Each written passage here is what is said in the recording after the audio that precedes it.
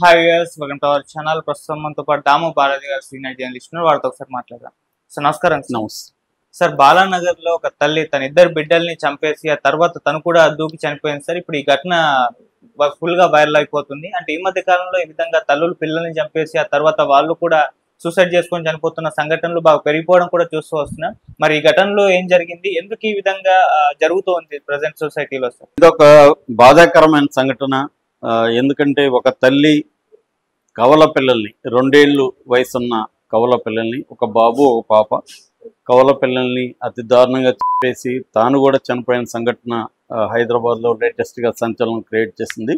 అసలు ఆమె ఎందుకు ఇలా చేసింది, ఈ మధ్యకాలంలో ఇలాంటి సంఘటనలు ఎందుకు పెరుగుతున్నాయి, దీని వెనకున్న సైకలాజికల్ ఇష్యూస్ ఏంటి, సామాజిక సమస్యలు ఏంటి, కుటుంబాల్లో ఎటువంటి మార్పులు కనిపిస్తున్నాయి, ఈ విషయాల గురించి మనం మాట్లాడుకున్నాం.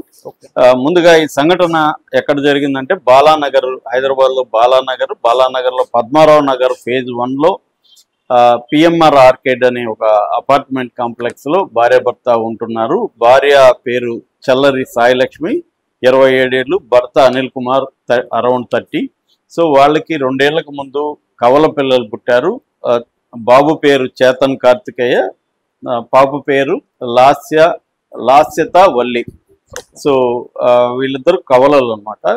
సో నిన్న ఆమె ఏం చేసిందంటే ముందుగా సడన్ గా వీళ్ళిద్దరి గొంతులు పిసికేసి చంపేసింది. ఇద్దరు పిల్లలకి ఏదో వాళ్ళ ఆకలి ఉంటే ఫుడ్ పెట్టింది. ఫుడ్ పెట్టిన తర్వాత వాళ్ళతో మంచిగా ఉండి సడన్ గా ముందు పాపని చంపేసి తర్వాత బాబుని గొంతు పిసికి చంపేసింది. 2 ఏళ్ళ పిల్లలంటే వాళ్ళకి ఏమి కూడా అర్థమయ్యే పరిస్థితి లేదు. చంపేసిన తర్వాత తానెళ్ళి ఆ బిల్డింగ్ పైకి వెళ్ళి అక్కడి నుంచి దూకి తను చనిపోయింది. సో ఇప్పుడు భర్తని విచారించారు, చుట్టుపక్కల వాళ్ళని బాలానగర్ పోలీస్ స్టేషన్ వాళ్ళు విచారించారు. అసలు ఎందుకు ఈమె ఇలా చేసింది ఏంటి అనేది పోలీసులు ఇంకా ఇన్వెస్టిగేషన్ జరుగుతుంది. ఇప్పటి వరకు అందుతున్న సమాచారం మేరకు ఏంటంటే భార్యాభర్తల మధ్య ఎప్పటి నుంచో గొడవలు ఉన్నాయి. ఆ గొడవల్లో ఈమె బాగా డిప్రెషన్కి లోనైంది.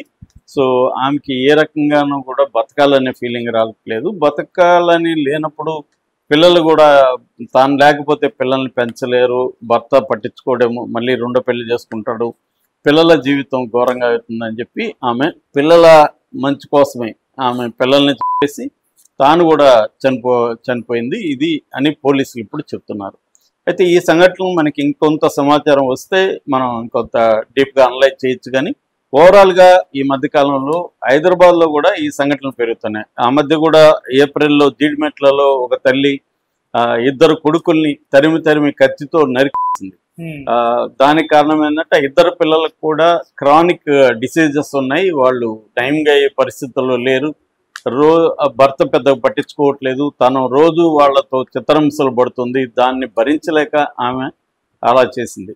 అలాగా ఈ మధ్యకాలంలో చాలా మంది రకరకాల కారణాలతో పిల్లల్ని చంపేస్తున్నారు. సో ఫస్ట్ అసలు మోటివ్ ఏంటి, ఇలాగా ఎందుకు పిల్లల్ని చంపుతున్నారంటే బేసిక్గా 4 రకాల మోటివ్స్ మనకు కనబడుతున్నాయి. అంటే దీన్ని ఏమంటారంటే ఫిలిసైడ్, సూయిసైడ్ అని పిలుస్తారు. ఫిలిసైడ్ అంటే తల్లిదండ్రులే పిల్లల్ని చంపడాన్ని ఫిలిసైడ్ అని అంటారు. తల్లిదండ్రులే చంపి వాళ్ళు కూడా ఆత్మహత్య చేసుకుంటే ఫిలిసైడ్, సూయిసైడ్ అని అంటారు. సూయిసైడ్ లేకుండా ఫిలిసైడ్లో కూడా ఉన్నాయన్నమాట. మామూలుగా మనకి ఎన్సిఆర్బి నేషనల్ క్రైమ్ రికార్డ్స్ బ్యూరోలో సపరేట్ కేటగిరీ డేటా లేదు దీని మీద. బట్ వరల్డ్ వైడ్గా దీని మీద డేటా ఉంది. అమెరికన్ లా అంటే సొసైటీలో కూడా దాదాపు 25% పిల్లల హోమిసైడ్స్లో ఇట్లాంటివి తల్లిదండ్రుల పిల్లల్ని చంపడం అనేది బాగా పెరుగుతూ ఉంది. ఇండియాలో కూడా ఈ మధ్యకాలంలో బాగా పెరుగుతున్నాయి. దీనికి నెంబర్ 1 కారణం ఏంటంటే రివెంజ్. అంటే భార్యాభర్తల మధ్య గొడవలు వచ్చినప్పుడు భార్య మీద భర్త రివెంజ్ తీర్చుకోవడానికి లేదా భర్త మీద భార్య రివెంజ్ ప్రతీకారం తీర్చుకోవడానికి పిల్లల్ని చంపేయడం అనేది జరుగుతుంది. ఒక్కొక్కసారి ఆ మధ్య కూడా తల్లి బెంగళూరులో గోవాకి వెళ్ళి ఒక కొడుకుని చంపి సూట్ కేసులో పెట్టుకొని వచ్చింది. అది రివెంజ్ కిందకే వస్తుంది.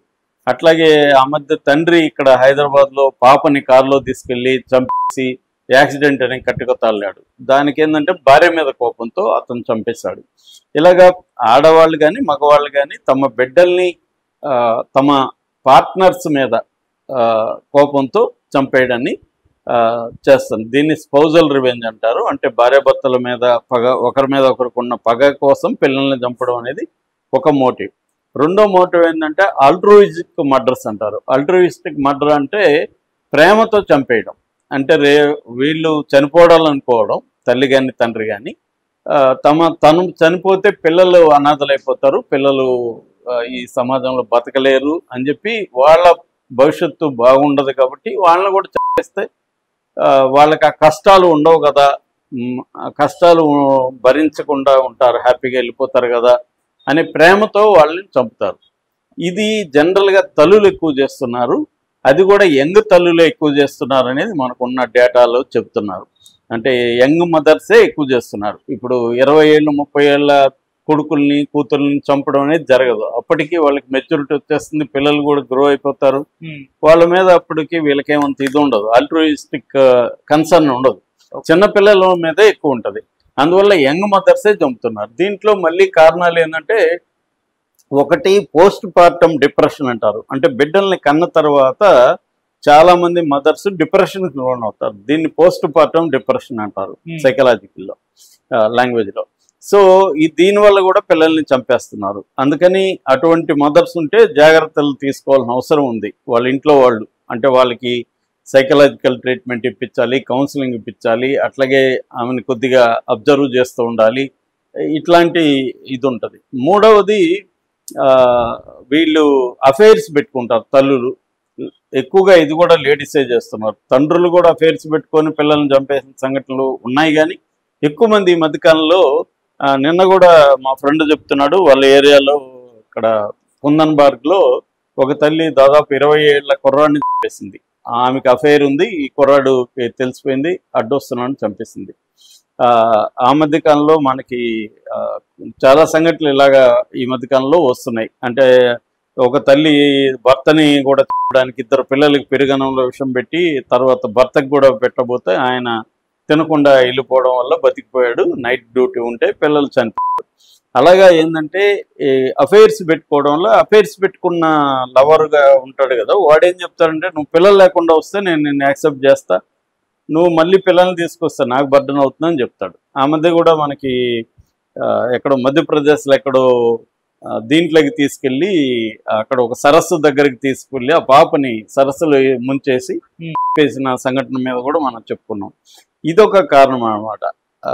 ఇది 3 కారణాలు. 4వ కారణం ఏంటంటే, ఆడపిల్ల కాబట్టి చంపేసే సంఘటనలు కూడా మనకి ముఖ్యంగా తమిళనాడు, రాజస్థాన్ లాంటి స్టేట్లలో జరుగుతున్నాయి. ఆడపిల్ల అంటే వాళ్ళకి ఇష్టం ఉండదు, ఆడపిల్ల బర్డన్గా ఫీల్ అవుతారు కాబట్టి ఆడపిల్లని ఒక్కొక్కసారి ఫోయిటిసైడ్ అంటారు. అంటే పిండాన్ని చంపడం ఆడపిల్ల వాళ్ళ టెస్ట్లో చేసుకుంటారు కాబట్టి, లింగ నిర్ధారణ పరీక్షల్లో తేలినప్పుడు అది బ్యాన్ చేశారు అందుకనే. కానీ ఒక్కోసారి డాక్టర్లు చేసేస్తున్నారు. చేసినప్పుడు ఆడపిల్లని తెలిస్తే గర్భంలోనే చంపేయడం, భ్రూణ హత్యలు అంటారు దాన్ని. లేదంటే బయట చిన్న బిడ్డలుగా ఉండేటప్పుడు చాలాసార్లు వడ్ల గింజలు గొంతులు వేయడం అట్లాంటివి చేసి చంపేయడం. దాని మీద కరుత్తం అనే తమిళ్లో సినిమా కూడా తీశారు అప్పుడు.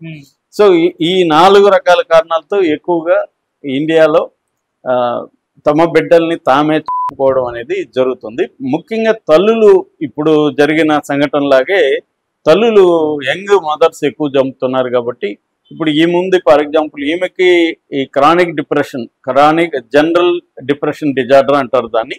ఈ జనరల్ డిప్రెషన్ డిజార్డర్ ఎక్కువగా ఇలాంటి మదర్స్ లో ఉండే అవకాశం ఉంది.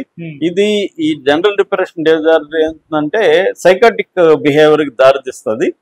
వాళ్ళకి ఏంటంటే వేరే ఆల్టర్నేటివ్ కనబడదు లైఫ్లో. మామూలుగా ఇప్పుడు ఈమెకి భార్యాభర్తల మధ్య గొడవలు ఉన్నాయి, అది కామనే. ఈ భార్యాభర్తల మధ్య గొడవల్లో ఆమెకి ఏంటంటే మనం ఇంకా బతికి వేస్ట్ అన్న ఫీలింగ్ వచ్చింది.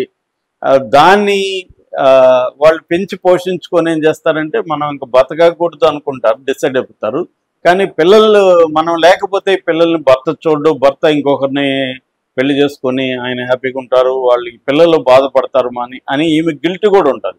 అంటే నేను ఈ ప్రపంచంలోకి పిల్లల్ని తీసుకొచ్చాను, నేను వాళ్ళ జీవితాంతం కష్టపడితే వాళ్ళు ప్రతి క్షణం నన్ను అసహించుకుంటా బతుకుతారు, కాబట్టి నేను సృష్టించాను కాబట్టి వాళ్ళని చంపేసే హక్కు కూడా నాకే ఉంటుంది.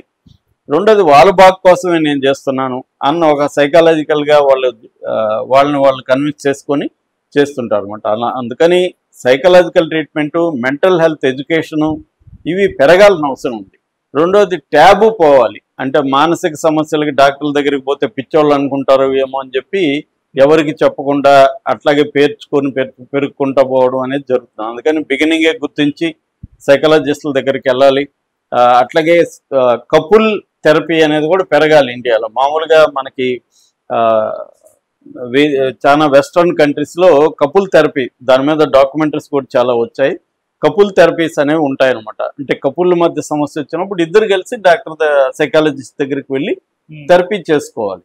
అంటే ఒక రకంగా ఏంటంటే మన సమస్యలను ఎప్పటికప్పుడు మనం పరిష్కరించుకోలేనప్పుడు మనం ఒక ఎక్స్పర్ట్ సహాయం తీసుకొని వాళ్ళ ద్వారా పరీక్షించుకుంటాం. అదేం తప్పు కాదు. మన ఇద్దరు కలిసి ఉండాలన్నప్పుడు రకరకాల ఇష్యూస్ వస్తాయి. వాటిని పరిష్కరించుకొని ఎలా ముందుకు పోవాలనేది ఇంపార్టెంట్. పరిష్కరించుకోవడమో లేకపోతే దాన్ని యాక్సెప్ట్ చేసి ఒక్కోసారి కొన్నిసార్లు ఇప్పుడు పేదరికం ఉంటుంది, ఇంకోటి ఉంటుంది, దాని ఫైనాన్షియల్ ప్రాబ్లమ్స్ ఉంటాయి, లేదు అఫైర్లు పెట్టుకునేవి ఉంటాయి. ఇలాగ రకరకాల ఇష్యూస్ వచ్చినప్పుడు దాన్ని ఎలా సాల్వ్ చేసుకొని ముందుకు వెళ్ళాలనేది ఆలోచించకుండా దాంట్లోనే ఇంకా మనకేమీ లేదు చావు ఒకటే మార్గం అన్న దీంట్లోకి ఎక్కువ మంది వెళ్ళిపోతారు. సో అందుకని వీళ్ళకి మెంటల్ హెల్త్ ఎడ్యుకేషన్ పెరగాలి, కౌన్సిలింగ్ పెరగాలి, ఈ ట్యాబ్ కూడా తగ్గాలి, ఎంకరేజ్ చేయాలి. మనం ఎవరన్నా మనకి తెలిసిన వాళ్ళు ఉన్నా కూడా మీరు అర్జెంటుగా సైకాలజిస్ట్ దగ్గరికి వెళ్ళండి, తప్పేం లేదు అని చెప్పి ఎంకరేజ్ చేయాలి తప్ప వాళ్ళని ట్యాబు లాగా చూడడం, హీనంగా చూడడం అనేది మానుకోవాలి. Okay sir, thank you so much.